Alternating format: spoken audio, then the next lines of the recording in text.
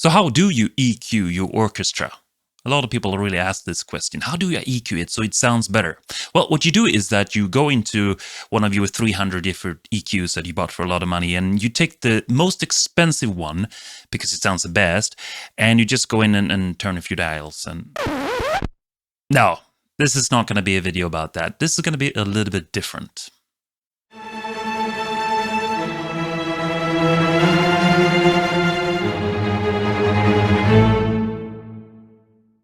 Hi there, this is Sam. Nice to see you here. Well, let's talk about how you EQ your orchestra, but in a different way, not using a plugin. There's nothing wrong with using EQ plugins. It's quite essential at some stages, especially when you're trying to deal with some problems. But let's not go there. Let's actually go for your music first. Let's look at your orchestra. How can you EQ your orchestra? What do I mean with that? Well, let's take a look at it. So here we have a full orchestra chord.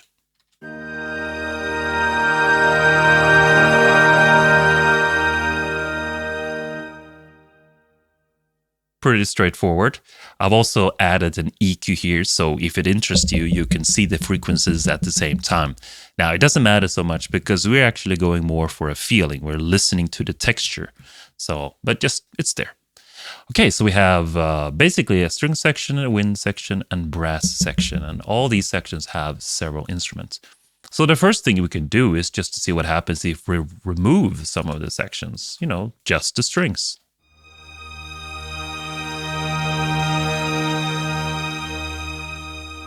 Now the strings by themselves is a pretty full section. It really covers all the range.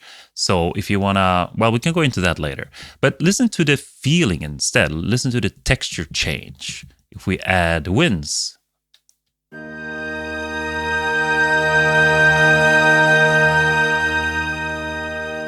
Now, I haven't used the same notes in this example, but you can still hear that the winds are still dominating the upper register. Maybe not as high as the strings, because the string has that sound as well that's very, very high up there, coming from the bows. But let's add the brass as well. We can remove wind just to try strings and brass, and you will see that the brass is a pretty big range as well, but it's definitely adding that thick, warm middle sound.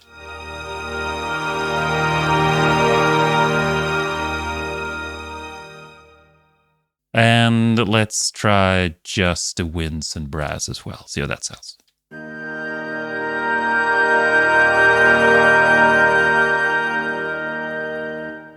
But you can also obviously work with the sections themselves, creating different textures, or in this case, EQing your orchestra. If we listen to the strings here, it has quite a high sound. The violins are up there. So maybe I feel like, oh, that's a little bit too for me. So maybe I'll remove the violin. Now, obviously, we're not really talking about notes because it does matter, you know, what notes you want. Now we're just trying to create textures. So if I remove the high violin, it sounds very different.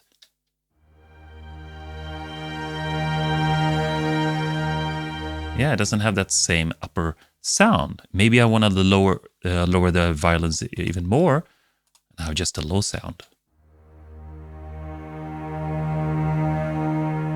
Yeah, and maybe I would like to add, let's see, we can have some add some winds, but I just want to add the low end. So I'm going to remove all the high ones.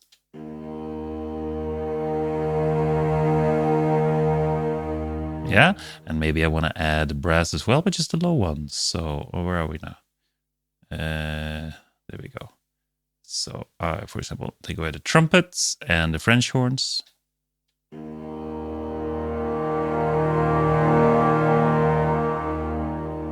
Yeah, very different feeling. Okay, and obviously we can do the same with the higher register. So maybe we want everything, but we want to remove all the low end. Very simple. Well, we look at the basses, maybe the cello, maybe the bassoon and contrabassoon, and the tuba, obviously, and the trombones. Let's see.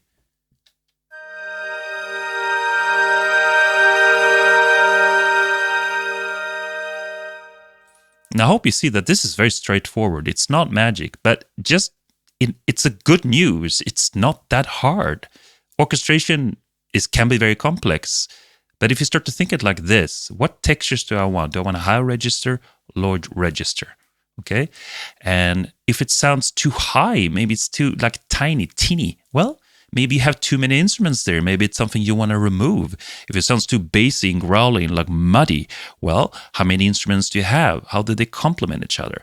For example, if we want to complement instruments, well, maybe we can look at, well, we have a lot of low end here. Maybe we don't need the contrabassoons and bassoons, you know? Maybe we don't need the basses and the cello, because the tuba and the trombones and even French horn in some extent, they are down there. Let's hear.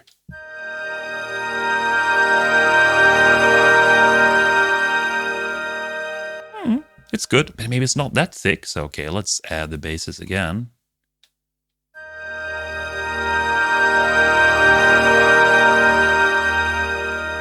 A little thicker, yeah. And this way you can start to learn what instruments, what they do, you know, what texture, what quality do they add. And obviously we can add a lot more.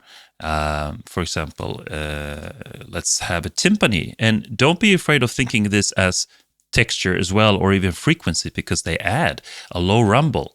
If I, for example, have a timpani,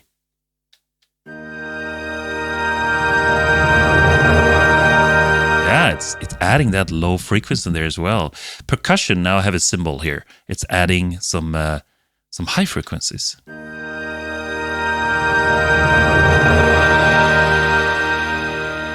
Subtle, but you're shaping your EQ. We can even have a hammer here.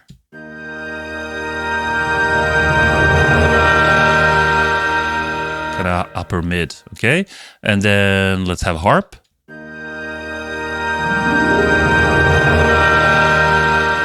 Subtle. The harp is sort of the also upper register. A good harp can go quite low, but it still has a high frequency sound. And then a choir.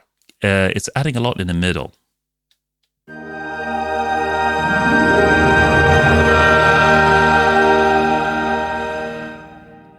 Okay, there you have it.